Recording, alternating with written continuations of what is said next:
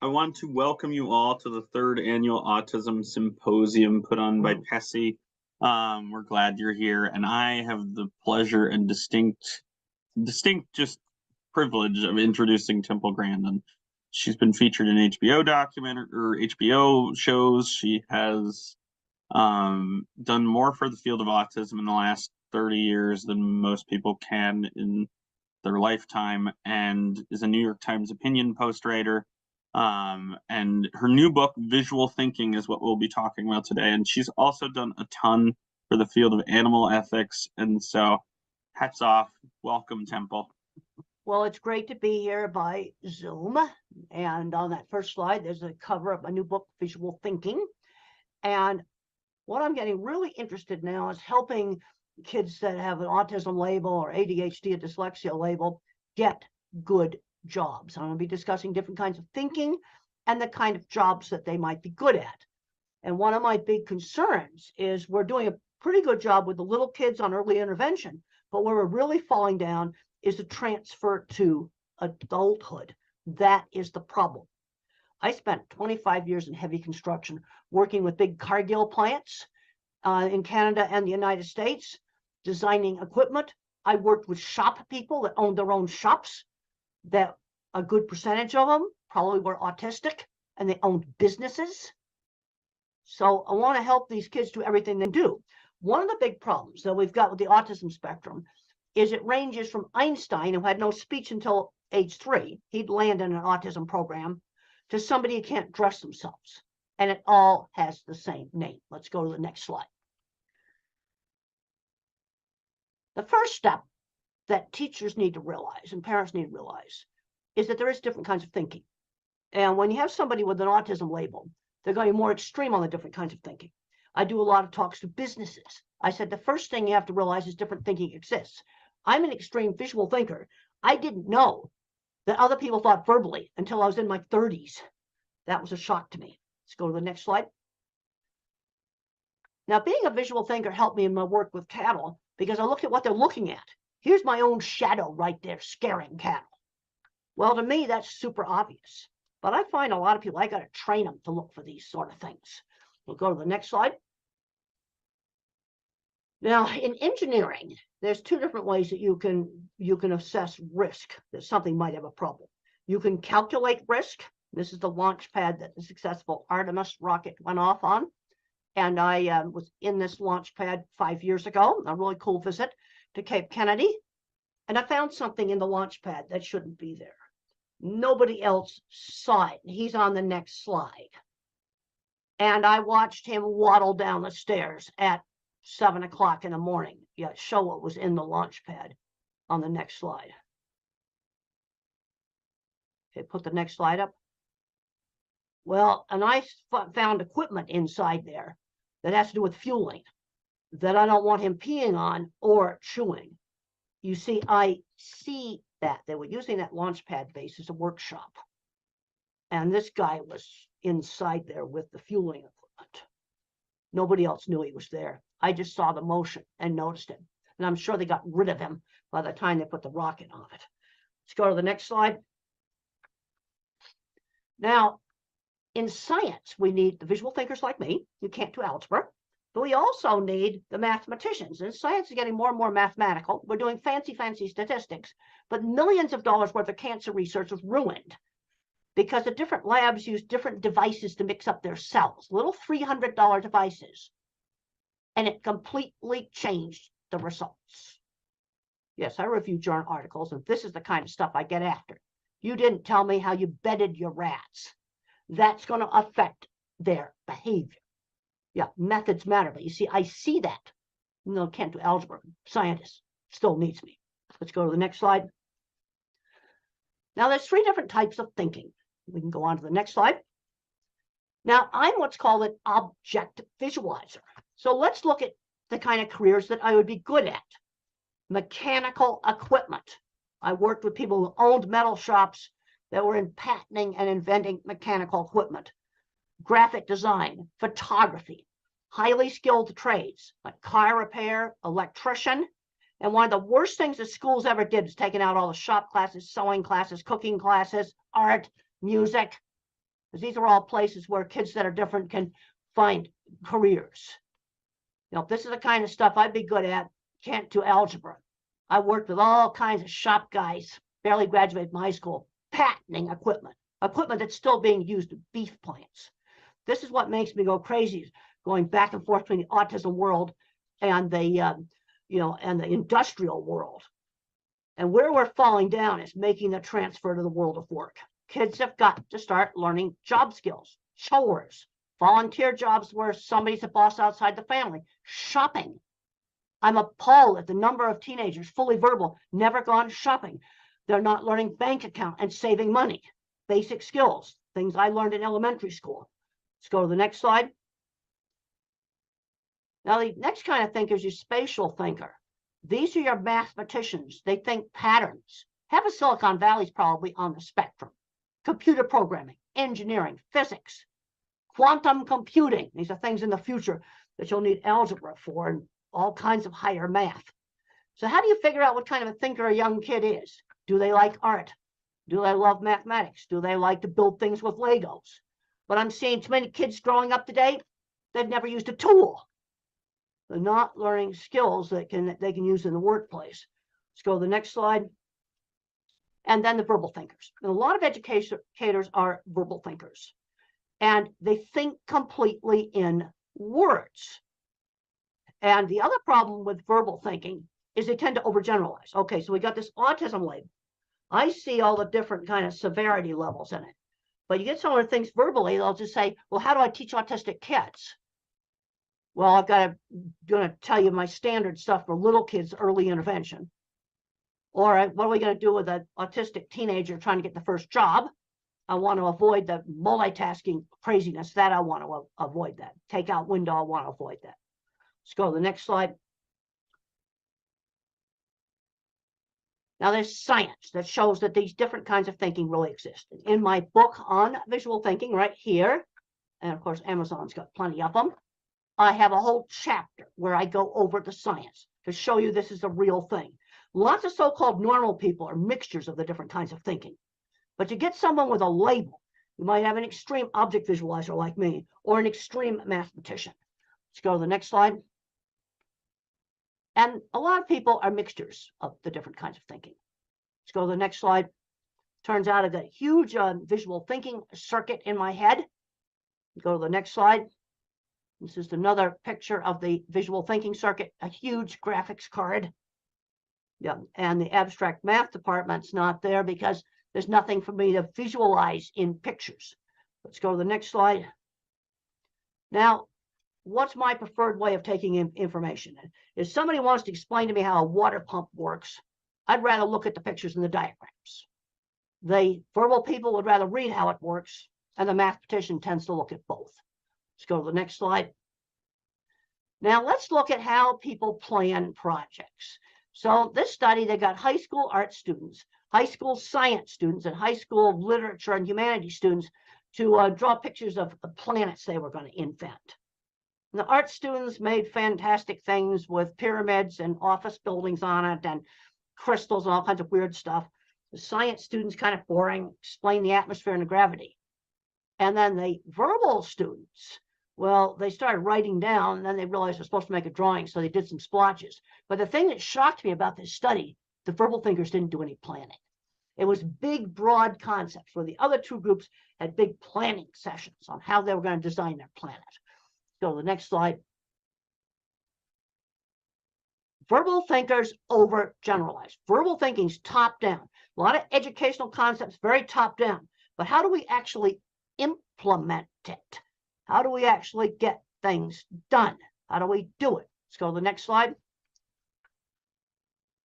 Let's look at the early inventors. They were probably all my kind of mind, object visualizers. All the early inventions that were in the patented, they were all devices, mechanical devices.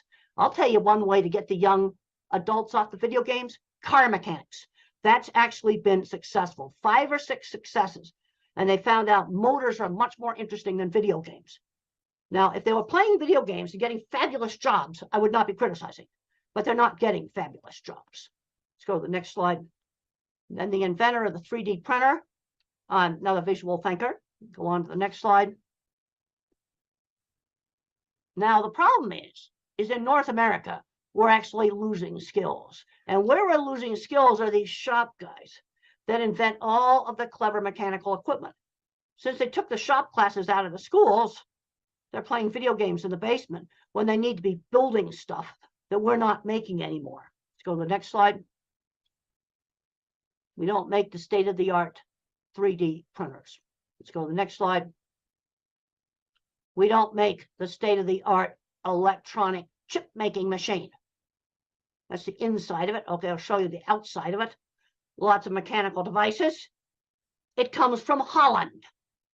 And that goes back to the educational system. When a kid is in 9th grade, they can decide to go university or go tech route, and they don't stick their nose up at the tech route.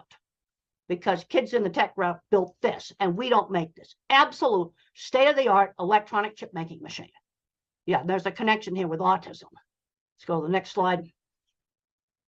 We don't make the state-of-the-art electron microscope. We can go to the next slide. And this is a pork processing plant. I took this picture in 2019. I went to 2 of these. This equipment's all from Holland. Same thing for the state-of-the-art poultry processing plant. Yeah, we are paying for changes we made in the educational system, 20, 25 years ago. Some of the states in the U.S. are starting to put these classes back in. Let's go to the next slide. We don't make the cloth for the parachute that landed on Mars. Go to the next slide. And then I went out to the Steve Jobs Theater just before COVID shut everything down. Structural glass walls from Italy and Germany, and the roof from Dubai. And I'm standing in the middle of it screaming, we don't make it anymore. And there's a connection here between this and what's going on in special education.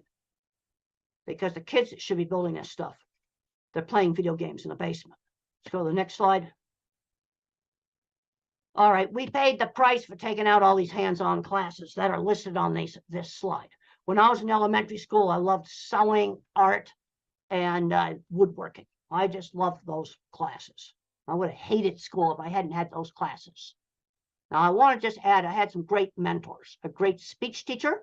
One of the things my speech teacher did with me is she slowed down when she talked. Otherwise, the words went to gibberish. She gave me time to respond. Other thing that she did was lots of emphasis on how to take turns, how to wait and take turns. And then basic skills like dressing, eating with utensils. Those are kind of outcomes I'd want for 3-year-olds. Let's go to the next slide.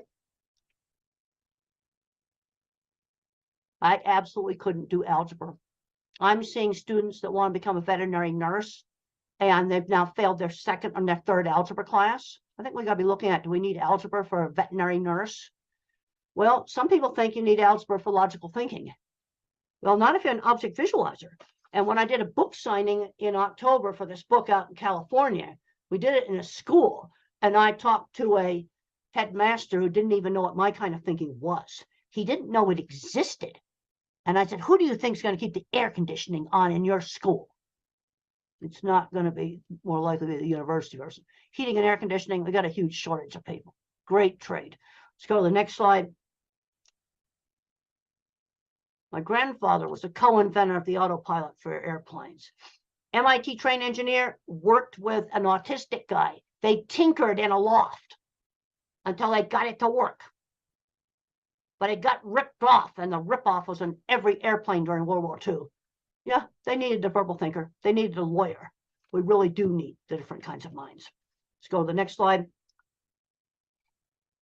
Now let's look at who builds big processing plants, like big Cargill plants. I worked on there's 2 Cargill plants in Canada, the one in Alberta. I did a lot. I laid out the whole yard for that, drew up all the steel and concrete work. Now, my kind of thinker, who's terrible at math, barely graduated from high school, invents highly specialized mechanical equipment. And then the more visual, spatial, mathematical thinkers, they do the boilers and refrigeration. Little shop people I worked with, they didn't touch boilers and refrigeration. We didn't understand that stuff. This is where you have the mathematical engineers.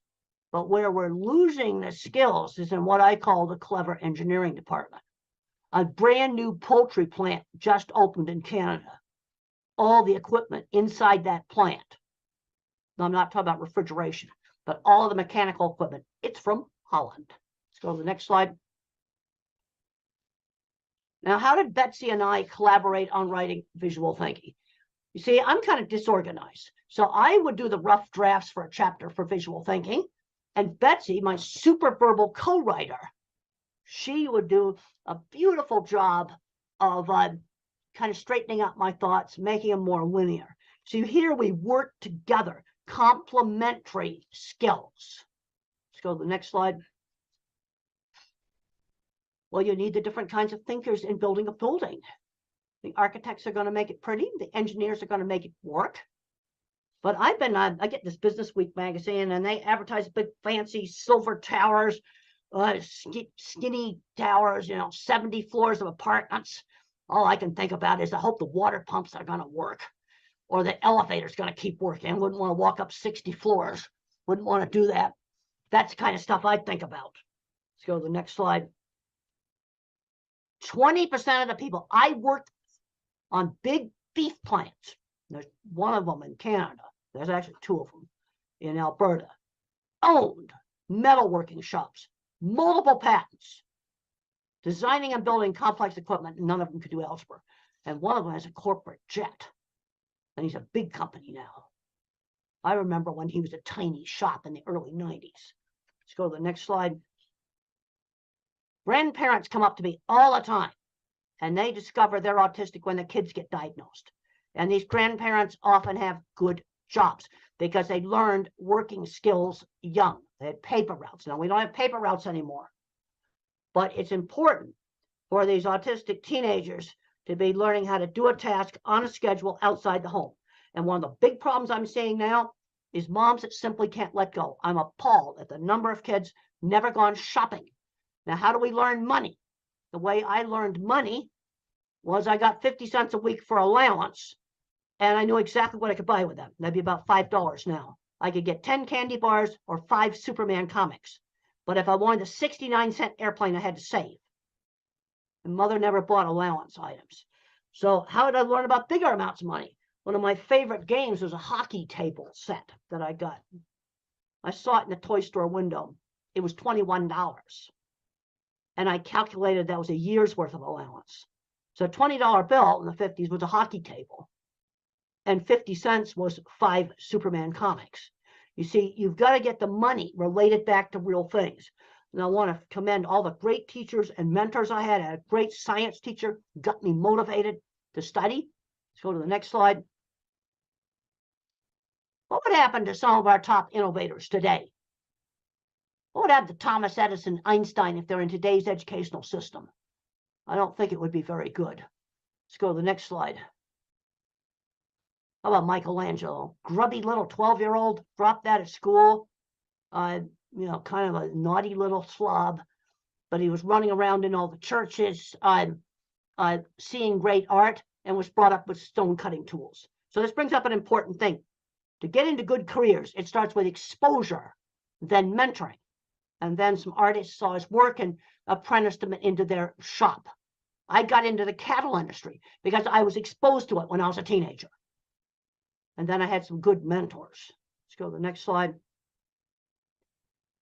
Steve Jobs, probably on the spectrum, bullied in school. I was bullied horribly in high school, hated high school. And the only places I had friends were friends through shared interests. I cannot emphasize that enough. Friends through shared interests. It might be band or music, or it could be a math club, robotics club. For me, it was horses, electronics, and model rockets. Einstein was playing the violin. I worked for the patent office.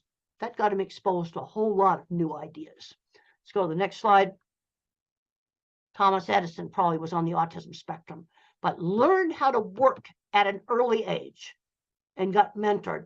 He had a mentor that taught him how to be a telegraph operator. Really important. Let's go to the next slide. Elon Musk is on the spectrum. We'll have to wait and see what happens with Twitter. That has social connotations that cars and rockets don't have. But he got exposed to a lot of this stuff, learned how to work at a really early age. I cannot emphasize how important that is. Let's go to the next slide. The Nobel Prize winner was 50% more likely to have an arts and crafts hobby compared to other scientists. That's another reason why we shouldn't be taking these things out. But I'm seeing too many parents and teachers getting locked into the label, and they don't think their kid can learn to do anything. You see, I'm a bottom-up thinker. So in order for me to learn, you got to get me out doing things. I've had parents say when they finally got their kid the right job, like maybe a job at an office supply store, and they say, well, he just blossomed or she just bloomed. You got to get them out. Let's go to the next slide. Now, here are some tips for working with the minds that are different. Avoid the heavy multitasking jobs. Long strings of verbal information doesn't work, like blah, blah, blah, blah, blah, do this. Give them a pilot's checklist on how to close out the Walmart cash register. It's a very simple step-by-step written pilot's checklist. We've got to stretch these kids and give them some choices. And then how can we deal with some of the sensory issues? Sometimes a kid can learn to tolerate a noise he doesn't like or she doesn't like by letting them control the noisy thing, like the vacuum cleaner, or listen to a high-fidelity audio recording where they can control it. Give some choices. Okay, scratchy clothes, let them go to the store and help shop for the clothes, and they can feel them, and then wash the clothes before they wear them. Go to the next slide. What's the ultimate goal of education? Where's a student 10 years after high school? I was doing the big dip fat projects. Let's go to the next slide. How did I get started in my business? Didn't do the regular interview process. I would show off my work. And there is my drawings right there. I would show off the work. Okay, here's another drawing right here. Okay, we'll go to the next slide.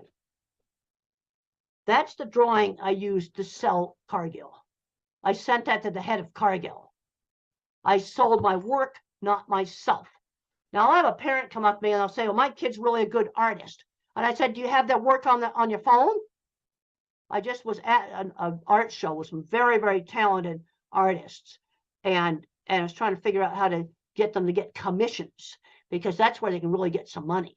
You know, one really successful autistic artist is Grant, the eco artist. He's getting some $10,000 and $20,000, $12,000 commissions now.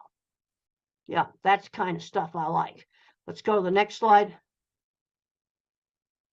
I got that picture was in the portfolio. You don't put too much junk in it. We'll just show you what's in the portfolio. Go on to the next slide. And that's a working replica that was used in the movie. One thing I loved about the HBO movie is it showed my jobs, and it also showed how I think. It showed exactly how my mind worked. Let's go to the next slide. I had a really nice brochure, and I had some good mentors that helped me get my business started. Because when Jim, a contractor, saw my work, he was hiring me to sell jobs and design jobs. Former Marine Corps captain, starting a small business, and very important mentor. He showed me how to start a business. How do you become incorporated? How do you get an LLC? He showed me how to do that. Let's go to the next slide. And that was one of the pictures that was in the portfolio. We'll go on to the next slide. I get lots of exercise. That helps a whole lot. We can go on to the next slide. All right, work experience. We need to have a slow transition from the world of school to the world of work. That starts with chores with little kids. At 13 years old, mother found me a sewing job just in the neighborhood with a seamstress that worked out of her home. I took apart dresses and I hemmed them. That was just done in the neighborhood. And at 15, I was cleaning horse stalls. Then I went out to my aunt's ranch. But another thing that I did when I was 17 is I had a little sign painting business. And what I had to learn from that is to make a sign somebody would want. See, this is oftentimes a problem with the art skill. The kid just wants to make the art anime or something like that they want. You've got to learn how to do the sign somebody wants. And my first sign for pay was for a hair salon. And I had to make a sign they would want. I put the Breck lady on it. I didn't know about copyright infringement. You know, that was back in the 60s. But learning those work skills, this is where we're really falling down. And now I'm seeing the people that own metal fabrication shops who are probably autistic retiring out and not getting replaced. Let's go to the next slide. Back doors to jobs. Half of all good jobs are back door.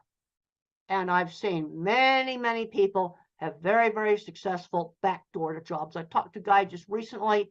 He went to a factory that does marble, makes things with marble, and he got a job polishing the marble. Then he learned how to work the automated computerized marble cutters. You know what he's doing now? He flies all around the country fixing this equipment. That was backdoor. Let's go to the next slide. Okay, elementary school life skills training. I'm realizing how important this was.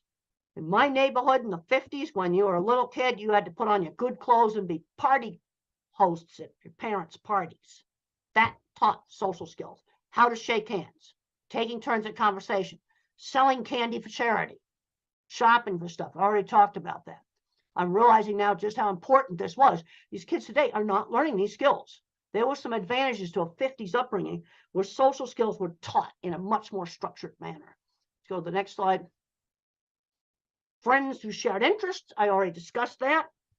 We'll go on to the next slide. And here I took this ugly shed and I made it nice. This is stuff I was doing as a teenager. Let's figure out things in the neighborhood. I talked to a mom the other day, and her daughter was having a really good time working at McDonald's. And they had figured out how to deal with the multitasking. Most of the time she ran the cash register. But when the store got super busy, they had her clean tables. They just figured that out. We just got to figure this kind of stuff out. Go to the next slide. And there I am painting a sign for the Arizona State Fair. That's me up there. How'd I get this job for paint this for this goofy exhibit? I showed an old sign painter my portfolio. Let's go to the next slide. And I think we'll end on this slide, driving. If I had not learned to drive, I would not have been in the cattle industry. It's going to take a whole lot longer. You have got to get the operation of the vehicle into motor memory before you do traffic. That might take 3 to 5 times longer. Driving in absolutely, totally safe places. And my aunt's mailbox was 3 miles away on a dirt road.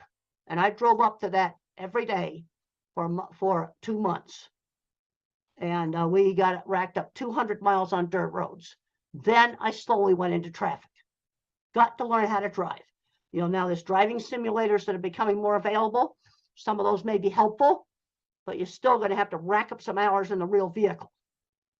You know, and again, this is another thing. Kids scared to drive. Well, let's start out in the middle of a dry field or the middle of a parking lot, and let's find one with no light poles to hit. Yeah, got to do it. I'm seeing too many problems where the parents won't let go. Even the nonverbal kids, they can do more stuff than you think they can do. And some of those nonverbal kids can learn to type independently, and I want to encourage that. And we're now at the 30-minute mark. I think we'll end here on this driving slide. But I want to see these kids getting out there and be everything they can be. And too many of them are not getting jobs. This is where we're falling down, the transfer to adulthood. Okay, we'll go into the interview now. Yeah, so thank you, Temple. I really appreciate you sharing with us. I'm just listening to all you talked about. When you talked about different thinking styles, it got me thinking about how do those thinking styles apply to the world of therapy, right? So occupational therapy, mental health therapy, even speech therapy. And I know from my mentor, Steve Porges, right, that you guys have worked together in the past. And so just thinking about this and thinking about some of the conversations I've had with him, I'd just really like to focus our interview on that, if you're okay with it. Okay, well, that's fine with that. But I'm seeing too many parents that just can't let go. And I suggest the next time you buy gas, hand the kid a $5 bill. And while you're pumping gas, send the kid into the shop to buy something. And I've had parents say to me, they don't know if they can get up the guts to do that. I met a 12-year-old in the airport. I gave her a $5 bill and sent her across the hall to a shop, and she bought a drink. First time she'd ever bought something. Sure. Well, and I think for therapists, right? Like, I'm a mental health therapist. That's sort of my background. I think about how, like, when parents come in to talk to us, right? And they ask us, well, how do we let our kid fail? I think what would be really helpful for some of us in the audience is to hear from you, like, how do you let that kid fail? Like, how do you sort Well, of set those you parameters? learn from mistakes. Okay, this is one of my kids' books right here, Calling All Minds, and it has my childhood projects with little kites and things like that, and little airplanes. I spent hours tinkering with little paper things, and a lot of them did fail, but there were little paper things, and I just learned to tinker and tinker and tinker. Kids are not doing that today. Do you think kids today are afraid of failing? Well, yeah, but the thing is, sometimes you do fail. But it's one thing to cut a paper snowflake wrong. One of the projects in Calling All Minds is a paper snowflake. And I had a teacher ask me in all seriousness, I couldn't believe this. Well, what if you cut the paper snowflake wrong and it falls apart? What happens to the kid's self-esteem? You get another piece of printer paper. It's just printer paper. And you try again. Then you might look up on YouTube how to do it. You need to learn from that. And so when kids are little, okay, they fail on cutting up a paper snowflake. That kids aren't learning that today. I couldn't believe it. Someone thought, cut a paper snowflake wrong and it fell apart, wreck a kid's self-esteem. Well, right. I mean, like, it's interesting the effect like COVID has had on this too. Oh, COVID's been horrible for younger kids. The worst it's been. Oh, it's the worst. So I teach a college class. I teach intro to social work. And one of the things I ran into this semester with my students was they didn't know how to do an interview, right? Like they are college freshmen, don't know how to do an interview, right? Like I can tell you how I did an interview. It was lay out the big 2 foot by 3 foot drawing and pull out the picture portfolio. Because I had a skill where I could sell it with the portfolio. And that's how I sold it. The other thing I did is I wrote in trade magazines, cattle magazines, meat magazines about my projects, pictures and drawings and just how to build them. So I'm curious, when we think about like mental health therapy, or even speech therapy, when we think about how to translate things to kids in terms of that, if you have someone who's an extreme visual thinker, what do you think are some strategies we can use to engage that extreme visual thinker? Well, one thing Mother did with me when I was like 7 and 8 years old, and I just drew the same horse head over and over again, she encouraged me to draw the whole horse. She encouraged me to use other media, such as watercolors. You take that thing the kid's interested, expand it. He likes cars, let's read about them. Let's learn how they work. Do math with it. Take that interest and expand it. So if we think about restrictive eating, right? That's a common problem speech therapists. That's a common problem. I'll tell you what to do. Tell the kid you can have like 4 things you absolutely hate. And for me, raw egg white was like throw up. Okay, so we can have a few things you hate. And one thing that can help on that is get the kid involved with preparing the food. We can play with it in the kitchen. And we don't play with it at the dining room table. You've got to learn manners. We can play with food in the kitchen. Sometimes that's helpful to help with restricted eating. I also want to work on not getting it started too. Right. Well, yeah. And I mean, all the food chemicals that go into it, I think about just the like red dye 33, for instance. Oh, yeah, right? I want to get some of that stuff out, but don't get hung up on that. I'm more worried if you've got a kid that eats French fries and ice cream. I'm scared they might get the old nutritional deficiency diseases. There was a kid who had scurvy. That's vitamin C deficiency because their diet was so restricted. Well, they do. They better be taking a multiple vitamin.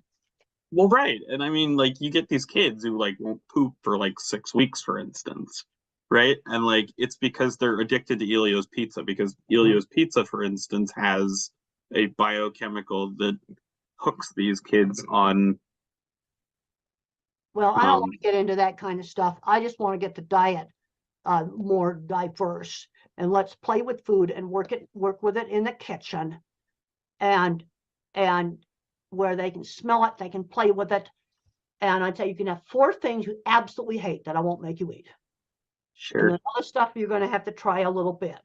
Now, I would have gotten into a very bad grilled cheese sandwich habit if that had been allowed. I was allowed to have that on Saturday for lunch. You know, I would rather just, I take a very practical sort of no nonsense view of this stuff. Sense rate, sound sensitivity. Okay, let's say it's dogs barking. Well, let's get on high fidelity recording that doesn't clip the high frequencies and let the kid play with it and turning it on. Okay, then you got the kid wearing headsets all the time. That's going to make sound sensitivity worse. So what we want to do is you can have it with you, and only wear it in the very worst places, like these bathrooms where you have all this automated stuff just going off at random. Yeah, you'd wear it in there. Well, I know for me, right? Like when people get to me and they have autism, and it's usually because things have gotten so bad that they're not manageable on their own. Like I will have kids come in who, like I can think of a kid when we started working together, he was violent towards other people. How old a kid was this? Tell me a little more. This was a 6-year-old who managed to not only get kicked out of school, but get kicked out of day treatment as well, meaning the next step was residential. All right, now so was this kid verbal? Yes, the kid was verbal, kicked out of school. Kicked out of school, kicked out of day treatment, right? Which is arguably one of the higher levels. So that means he had 20 hours of therapy a week. But by working with me and working with an ABA therapist, we were able to get him back into school. And one of the things you touched on in your presentation that really made a difference is that sort of bottom-up process, right? Because exercise for him was sort of the regulating factor, right? That's important. A lot of these kids are not getting enough exercise. The other thing is, let's work on things to get him more engaged. What's making him throw all these fits? You see, let's say this kid's good at math. Might be 6 years old, maybe he can do high school math. Then he should be doing high school math because he's going to be bored and turn into a behavior problem otherwise.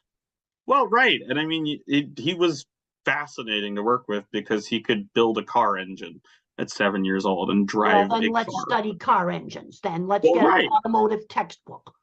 But there's also this real world pragmatic dynamic where he's got to function in school and like be able to sit still. And so I think when you talk about movement, right, like I think some of these kids need some sensory breaks. They sometimes need sensory breaks. Now, the other thing we got to check in the environment is flicker on LED lights. And you know how you can check that? Whip out your phone, take a video in slow motion, wave, because I want to make sure you play it back in slow motion. The bad LEDs will flicker. And that doesn't bother everybody, but that's something I want to check. And some of these kids are going to need sensory breaks. I want to take something he's interested in. He might need some breaks where he needs to run around. Some movement breaks. Yeah, he may need some movement breaks, but that's right. So I'm guessing that a couple people in our audience would like to know, what kind of movement breaks do you think would be helpful for kids or adults? I think both are important to cover. I don't know. You could go on. I know you're not supposed to run in the halls at school, but maybe that's what he might need. You know, a lot of these kids are not getting enough exercise. Your mother used to say to me, go outside and run the energy out of you. And the other thing is sometimes there's a lot of emphasis just on compliance. You know, if you start working on building the strength. Now, you never take something like drawing away. Something that can turn into a career, you never take that away. Okay, so this kid, well, let's I'll get every car company has manuals for the cars that you can get. You should give them a manual for a car. Right. Yeah, you see, I'm thinking about let's move them way ahead. These kids have uneven skills. And they may need when then teaching the kid to read. When I was 8 years old, I couldn't read. Mother taught me with phonics with a book that was worth reading. And we read it out loud, and I gradually read more and more, and she read less and less. It's very, very simple. But I think some of these kids are bored stiff. The other thing is if the child's nonverbal, frustration because you can't communicate is a big thing, big cause of bad behavior. Sure. A big, huge thing. Well, and how do you feel safe? And you got to give them a way to communicate. Well, right. And how do you feel safe when you can't communicate, right? Like, that's right. You can't get your needs met. It's next to impossible. Well, that's just it. So what helped to finally get this kid so it wasn't hitting or doing whatever he was doing, get kicked out of all this stuff? What ended up really working was that his mom and dad figured out that he was really competitive. And so they would challenge him to do things like take the trash and like, go throw it in the dumpster. I bet you can do it faster than me. He's like, or they'd be like, I bet I can do it faster than you. And he'd turn around and actually like go outpace them because he grew up, or he's growing up in a area where he's working with hard machines, like you were talking about. He's learning skills. Like his parents are masons, I think, if I remember right. So Oh, he goes okay. out on construction sites all the time. Well, But when you good. talk about, That's something in turn a career at construction sites. See, I don't think kids lots of times get shown enough interesting stuff. No, I talked to one contractor, his 8-year-old's running the excavator machine, and he was so short he had to stand in front of the seat and hold the controls this way so he could reach the pedals. sure. Oh my gosh, that's hilarious. Do He you couldn't remember, sit in the seat because it was too small, but he figured out how to run it without sitting in the seat. do you remember So, the show The Magic School Bus by chance? oh, I've vaguely, So there was this character, she had this red hair, and she used to take chances, get messy, and make mistakes. And yeah. I don't know if you see that in schools not happening, but I Well, see that. you see, the simple things, going back to the paper snowflake. I couldn't believe it that a teacher asked me in all seriousness that a second grader's self-esteem be ruined if a paper snowflake fell apart. That's the sort of thing you just need to, it's just a piece of printer paper. That's all it is. Get So another normalizing, and try again. And then this is where I am a favor of long. Then we go look on YouTube and we learn how to make it. And you figure out how to make it. See, kids just aren't doing enough of those real simple things like that. are you familiar with Edtronic and any of the still faces experiment? No, I'm not. So Edtronic talks a lot about attachment, right? And so he has this experiment where this mother and this little girl, they're like mirroring each other's actions, and then the mom does this still face and she stops. And so the kid very quickly starts freaking out and decompensating, and then the parent comes back. But what it really highlights is sort of this notion of rupture, repair, and attunement, right? So in every human relationship, whether you're doing psychotherapy, occupational therapy, education, right? You have this notion of kind of what you're talking about, right? Like it's almost like in the best cases of scenarios in relationships, 33% of the time we get it right, 33% of the time we get it wrong, and 33% of the time we're working to repair that. And so I think about that in terms of what you're talking about. It's almost like kids are afraid, or teachers are afraid to rupture the relationship with the kids, and parents are afraid to rupture the relationship with their children. Oh no, Because that's getting into some jargon and it starts to get over my head. But I just, I remember crafts class, little paper things. Oh, and in the 50s we made ashtrays. They would never do that today. But that's what we made when we did clay. And you do something wrong and then you correct it. When I was 12, I wrecked a sewing project. I cut the fabric wrong, ruined it, had to throw it out. Couldn't get more of the same fabric. I learned from that, be more careful before you cut the fabric. I was maybe 12 when I did this. That didn't hurt my self-esteem. well, that was going to be my next Throwing it question. out, Is it what was was a that pair of like? pants I was making for mother, really pretty fabric, and I had to throw the whole project out. Be more careful. That's what I learned from that. Now the things that were hurting me, that were horrible as a teenager, was getting bullied. That was the worst part of my life. And I want to commend really good teachers I had. They gave me interesting projects to get me motivated to study. But friends through shared interest, that's extremely important for these kids. And mother had a very good sense of how to stretch me, so I wouldn't just draw the same horse head over and over again. She got me doing a beach with watercolors and, broadening my art skill. So she widened it. She widened it. That's right. Like some kids will draw the same anime character over and over again, and then they post it online and it gets removed for copyright infringement. Well, then, okay, that's a mistake there. I'd explain to the kid, now, if you can make a character that they don't take down, then you've done something totally original.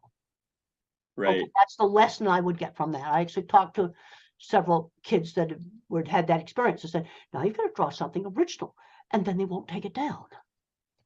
Learn from that. So is it fair for me to say that you'd recommend to OTs, speech therapists, mental health therapists, that engaging kids where they're failing is a really important step?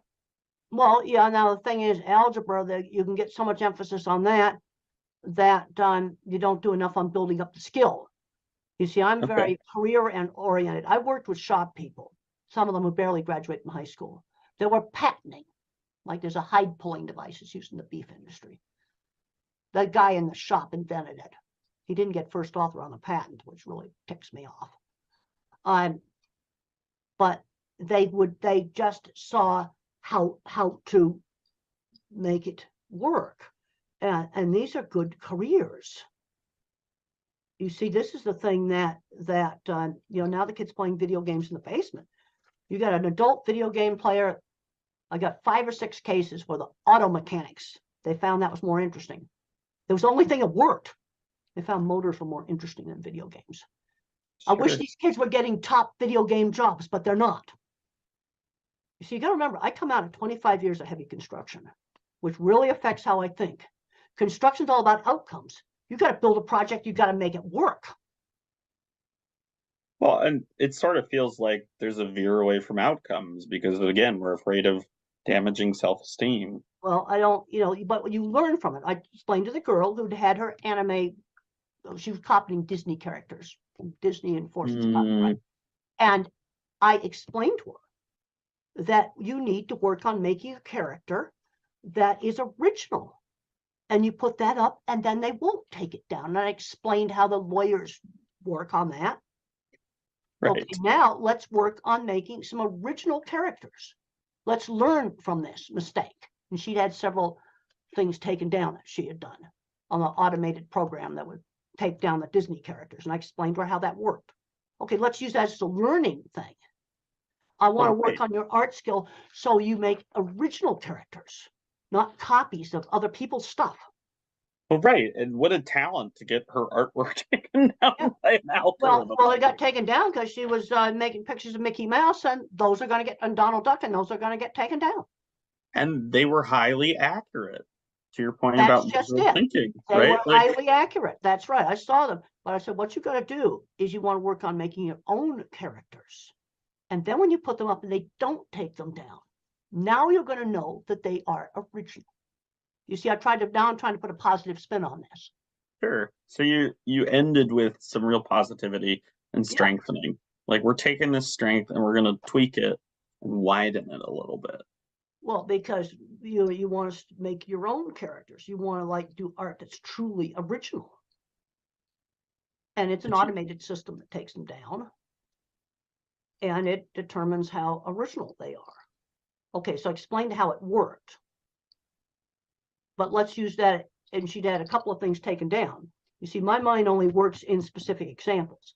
So now you need to make up your own cartoon character that's your own creation. And if they don't take it down, then you know it's original. Sure. So okay, that's taking something negative and first of all, explaining why it was taken down. But you see, being in construction, it's about outcomes. I don't want to see this kid ending up in the basement on a disability check when maybe he ought to be working for Google. Right. Right now, there's been a lot of layoffs in tech, but I just read my new Business Week this morning. You know what the car industry is doing? The car industry is snapping up all the tech employees that have been laid off. They put booths up at the convention and say, join us, we're hiring. So you can go work on autonomous driving. I'd like to see them in some cool job like that, or working on a high-end skilled trade. Maybe own their own shop. These are things good outcomes. A guy working that's repairing automated marble cutting equipment. That's somebody I had lunch with him a month ago. That's a real example. That's so cool. That must have been really neat to meet with somebody who does those high-tech things. And I'm guessing you see a lot of this because you get to go a lot of really. Well, I've been to a lot of places, and I also read tons of business things. I read Business Week. I read The Economist, and I just read my brand new Business Week. Just read it this morning about how these laid off tech employees right now, the car industry is snapping them up. Yep. So there's another industry that's expanding. You know, So like the auto, the more legacy tech companies are laying them off. right, The car industry wants to get all electronic, and so they're snapping up these choice people. right, and they're all trying to catch up to Elon Musk, who again was autistic. Well, and the other thing about Elon Musk is he's the kind of guy who's a startup guy. You see now SpaceX is a mature company. There's an engineer lady suit who runs that company now. That's so, And when he first started, he destroyed a launch pad. She was crucial in not having NASA just throw him out. You see so that, but you see she's a more organized person, and SpaceX is a mature company. They need to just crank out the launches now and not have problems with them. but he had to fail to get there. Well, yeah, he blew up a launch pad. He's blown up quite a bit of stuff. And I think some of it was rushing, but you see, that's the startup guy. And I found that in the meat industry. There's some people who are very good at starting up plants up, but running them's boring. See, now SpaceX, for example, just has to crank out reliable launches and a whole lot, and not destroy people's satellites in the process. Sure. Well, and it kind of gets at what you were talking about when you talked about how you wrote your book, right? Like That's you right. find partnerships. Well, that's right, because what I did with visual thinking is I could write kind of associative, disorganized rough drafts, and Betsy would smooth them all out.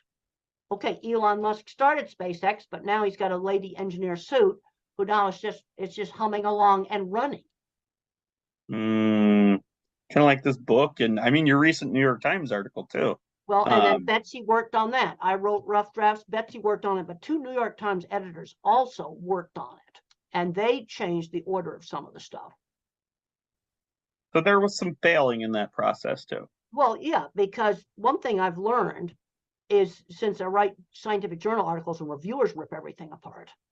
Well, as long as they accept a major revision, they can rip it apart all they want. Right, it's been accepted. But I'm used to having my stuff edited. But there's some people that can't stand to have their stuff edited. Sure. Do you think that's a fear? Well, it gets back to, well, the child is protected from having a paper snowflake that falls apart. Then maybe he needs to have that your little craft project fail. Then you figure out how to correct it.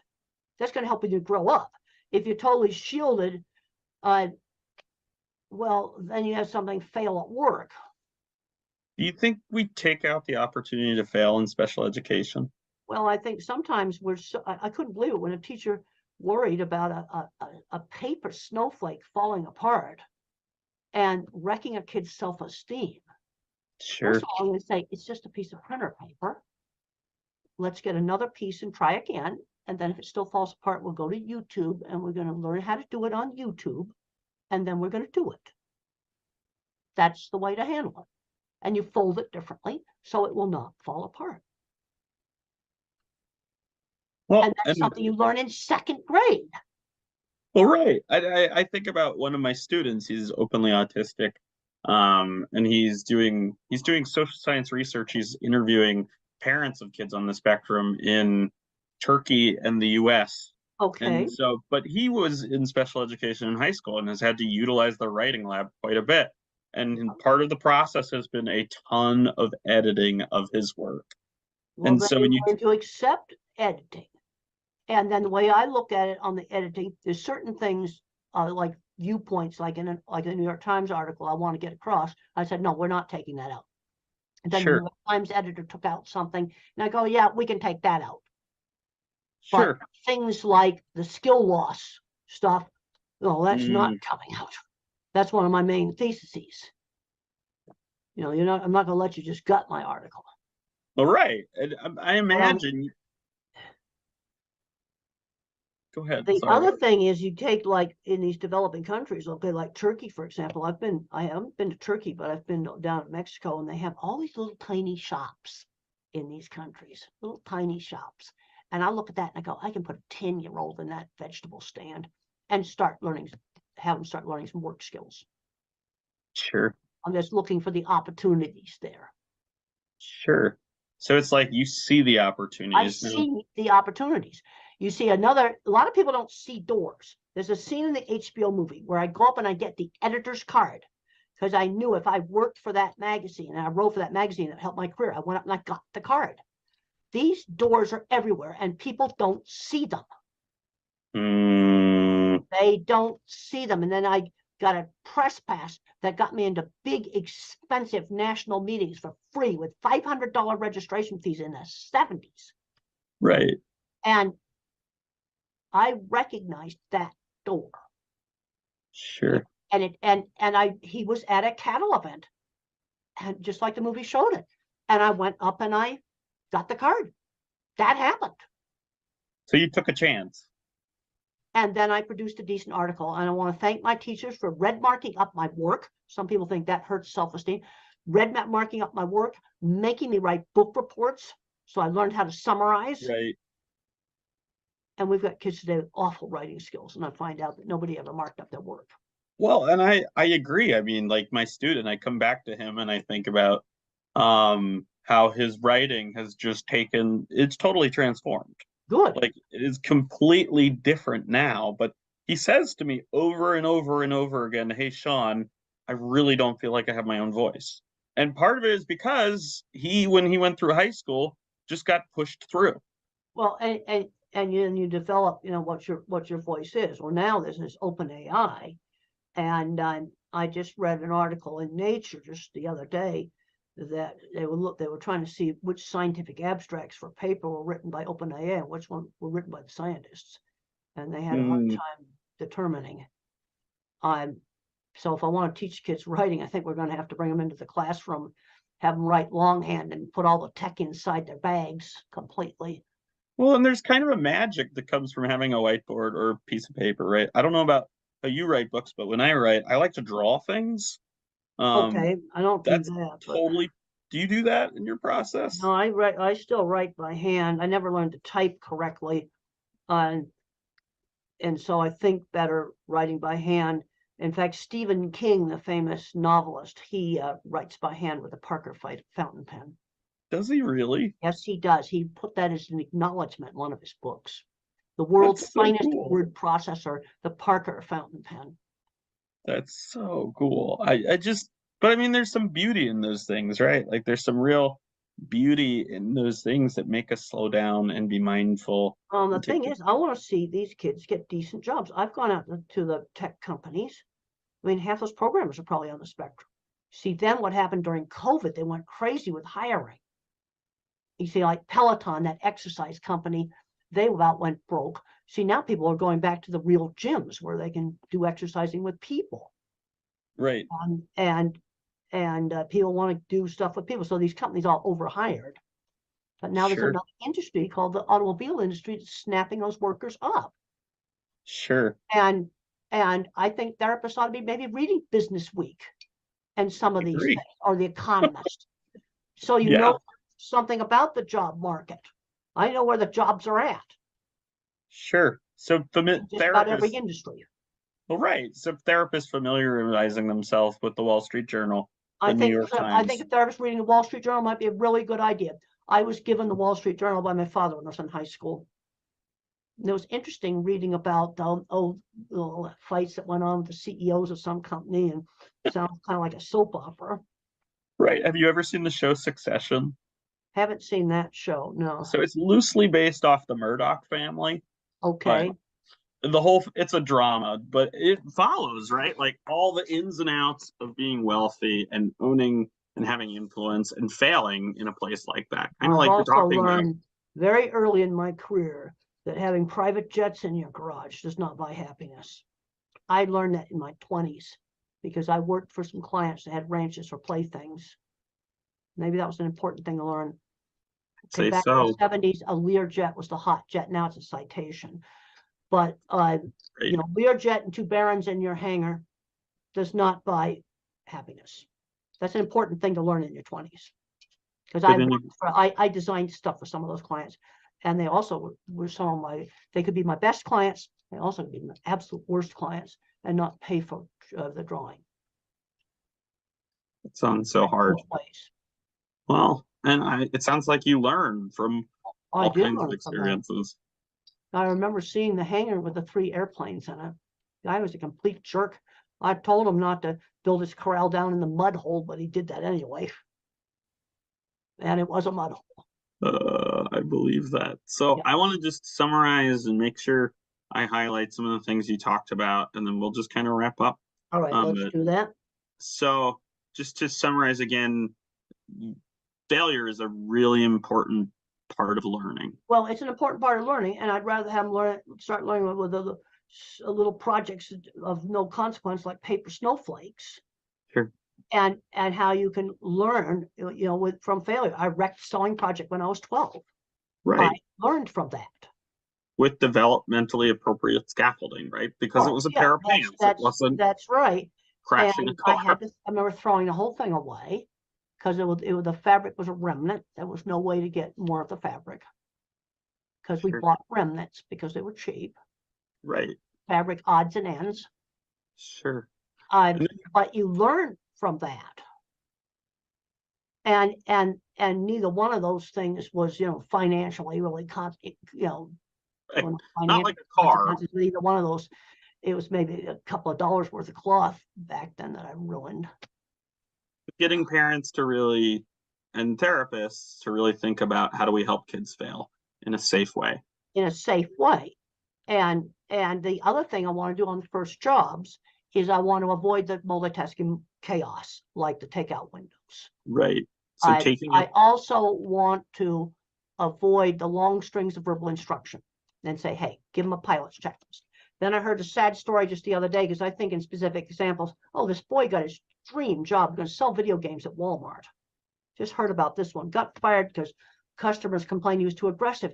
If he just had a little coaching on how to approach customers, and you approach a customer and they don't want to engage, you back off from the customer.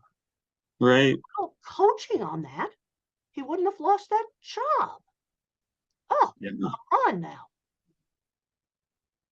So coaching, having therapists be familiar. Like you said, we'll come up and, let's say I've actually done retail floor for selling books. I was really good at it. So I'd go up to somebody and say, I'm a professor of animal science. I have a book about animal behavior. And it was Animals Make Us Human. And I'd hold the book out. And I sold 60 hardback books that afternoon. But if the customer didn't engage, I backed off. Sure. Okay, so you told, well, you're going to go up and say, well, this is the latest, video game. And if they're interested, then you demonstrate it to them. If they're not interested, you back off. You've got to learn that. Oh, and I think they have to fail in doing that and have the space and it's too bad. But I think, a little bit of coaching, maybe that wouldn't have failed. This is where you kind of get together with the store manager and you have the coach like stand 25 feet away and watch. And if you got too aggressive with the customer, you can say, now, wait a minute, that customer wasn't interested in that video game. You needed to back off. Watch Susie, how she sells stuff. Sure. Little bit of coaching. He lost a dream job. Right. That's just terrible. Well, yeah. And I think about how if he had just had a little more patience on the part of the manager, that would have made. Well, and the thing is the little bit of coaching, if you see it we should, because it's, I actually, when I did this book signing at this store that hadn't advertised it, I thought it was really good working retail floor. I'd pick out the families with kids and I'd go, I have a book about animal behavior. Do you have pets? And if they engaged, I engaged them. If they didn't engage, I backed off and waited for the next person to come by me, and they couldn't get to the meat counter without going by me with book table. Sure. Really good. 60 hardback books I sold, and the rest of the book table only sold 3. Well, it has been a pleasure, Temple. I have truly enjoyed getting to talk to you, and I know our audience is going to be really grateful for you taking the time to talk a little bit about your book, the ways you actually learned from the editing process, how you worked as a team member, and how you value coaching. No, I value coaching. And on my very first cattle job, I criticized some welding. I said it looked like bird dew. And the plant engineer pulled me in private and explained that was not appropriate talk. and that I had to apologize for that. He told me Sure. what I should do. But that was helpful, I'm guessing. That was helpful. But Sure. these And are it, things that you see, and the thing is, it often doesn't take that much coaching. right. And a little bit of coaching, that kid wouldn't have lost that job at Walmart selling video games. Okay, I can see for an autistic kid, that's a dream job. I think that's very sad he lost it. Yeah. And maybe he'll have another opportunity where he can get those opportunities. Well, maybe try another store, but you see, the thing I did is I just had a little spiel, and if the customer engaged, I engaged, and if they didn't, I backed off. And then you get a customer that's interested. They're not going to want to talk to you for an hour about video games. Sure. But you see, the thing is that specialized retail, where There you specialized go. knowledge of a product is appreciated. Well, right. And that's when Very that successful. overexcitement is appreciated. Yeah, you say, well, this is the new, whatever game just came out, it's just so cool, and this is why it's really good. Yeah. Oh no, so awesome. Got to use the right terminology now. So Got to be with the times. yeah. Well, thank you, Temple.